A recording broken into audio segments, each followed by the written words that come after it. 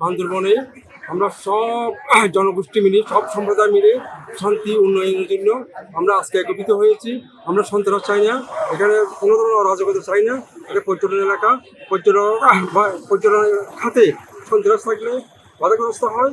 এই জন্য সবাই সম্মিলিতভাবে আমরা চাই সবাই একই মায়ের সন্তানের মতন, একই পরিবার সদস্যের মতন একসাথে হয়ে মিলেমিশে এখানে থাকতে চাই, সন্ত্রাস মুক্ত বান্দরবন করতে চাই। গত ৩-৪ বছর ধরে যে অশান্ত ছিল বা পাহাড়ে আমরা শান্তিভাবে থাকতে পারতাম না, ব্যবসা বাণিজ্য ঠিকভাবে করতে পারতাম না, এই সমস্ত বিষয়ে এখান থেকে উত্তরণের জন্য এই শান্তি আজকে সম্প্রীতির সমাবেশ খুবই হয়তো যুগোপযোগী একটা পদক্ষেপ। আমি মনে করি এই শান্তির সম্প্রীতি সমাবেশের মাধ্যমে আগামী দিনে আমরা এই বান্দরবান পার্বত্য জেলা, বিশেষ করে দুর্গম রোয়াংছড়ি, রুমাথানচি উপজেলায় শান্তি ফিরে আসবে এবং এই অশান্ত পরিবেশ থেকে আমরা উত্তরণ হয়ে স্বাভাবিক অবস্থায় আবার আমরা ফিরে আসতে পারবো।